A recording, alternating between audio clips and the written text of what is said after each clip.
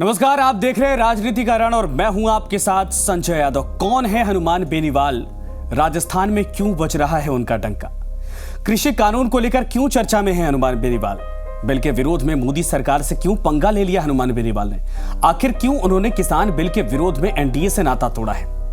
इन तमाम सवालों में से कुछ का जवाब आपको पिछले एपिसोड में मिल चुका है, लेकिन कुछ का भी बाकी था। तो चलिए, जहां पिछले एपिसोड में आपको हमने छोड़ा था वहीं से आगे बढ़ते हैं।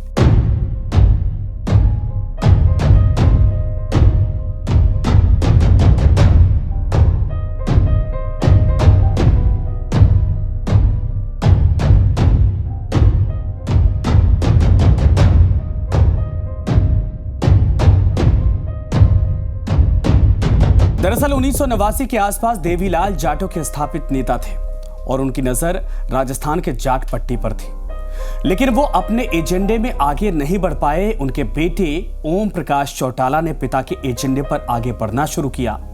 उन्होंने 2003 के चुनाव में 50 जाट बाहुल्य सीटों पर अपने उम्मीदवार उतारे। इनमें से 4 उम्मीदवार विधानसभा चुनाव जीतकर विधानसभा में पहुंचे।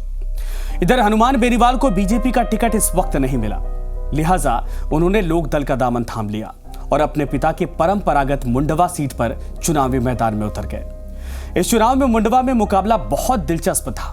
बीजेपी ने इस सीट से उषा पुनिया को चुनावी मैदान में उतारा था। उषा पुनिया पूर्व विधायक गौरी पुनिया की बहू थी। उधर कांग्रेस की टिकट पर लड़ रहे थे हबीबुर रहमान, वही हबीबुर रहमान जिन्होंने 1990 और 93 के चुनाव में हनुमान बेनीवाल के पिता रामदेव बेनीवाल को चुनावी हार का स्वाद चखाया था। इस त्रिकोणीय संघर्ष में उषा पुनिया को मिले थे 39,027 वोट, हनुमान बेनीवाल को मिले थे 35,724 वोट और हबीबुर रहमान को मिले थे 32,479 वोट। इस तरह हनुमान बेनीवाल यह मुकाबला 3,303 वोट से इस बार भी हार गए।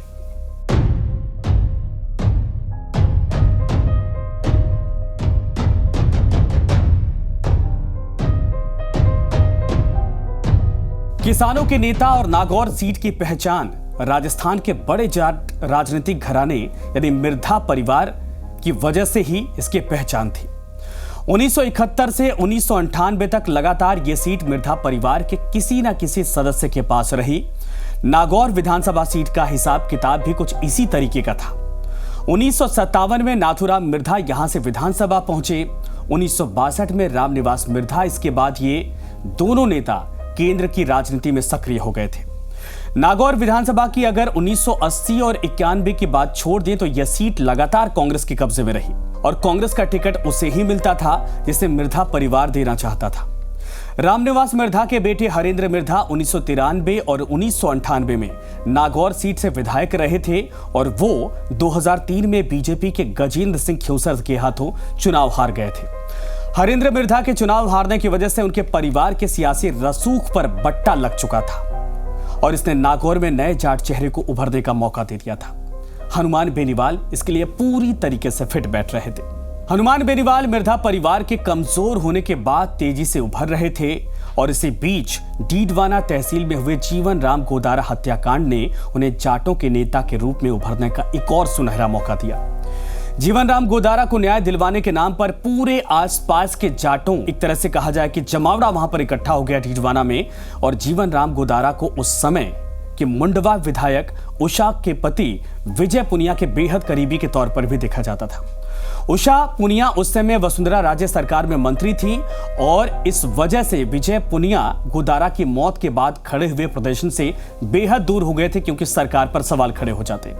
इसके उलट हनुमान बेनीवाल पूरे वक्त इस आंदोलन में सक्रिय रहे और इस घटना ने हनुमान बेनीवाल को जाट युवाओं के बीच में बेहद लोकप्रिय कर दिया। वो तेजी से युवा जाट नेता के तौर पर उभरने लगे थे। इसके बाद 2008 के परिसीमन के बाद मुंडवा सीट खत्म कर दी गई और ख्यूसर नाम से एक नई सीट अस्तित्व में आई। हनुमान बेनीवाल को 2008 में यानी कि इस बार विधानसभा चुनाव में ख्यूसर से बीजेपी ने चुनावी टिकट दिया और टिकट मिलने के बाद चुनाव लड़े। इधर कांग्रेस ने उनके सामने डॉक्टर सहदेव चौधरी को टिकट दिया और बीएसपी के टिकट से लड़ रहे थे दुर्ग सिंह चौहान। मुकाबले को इन्होंने त्रिकोणीय बना दिया था। इस त्रिकोणीय मुकाबले में इस बार किस्मत ने भी बेनीवाल का साथ दिया। हनुमान बेनीवाल इस बार चुनाव जीत चुके थे।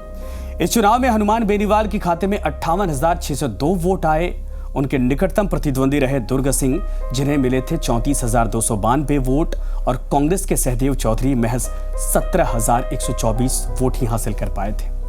मतलब लंबे वक्त और संघर्ष के बाद आखिरकार हनुमान बेनीवाल विधायक बन गए थे, और यहां से हनुमान बेनीवाल अपने पिता रामदेव बेनीवाल की विरासत को आगे बढ़ाने की तरफ कदम बढ़ा चुके थे।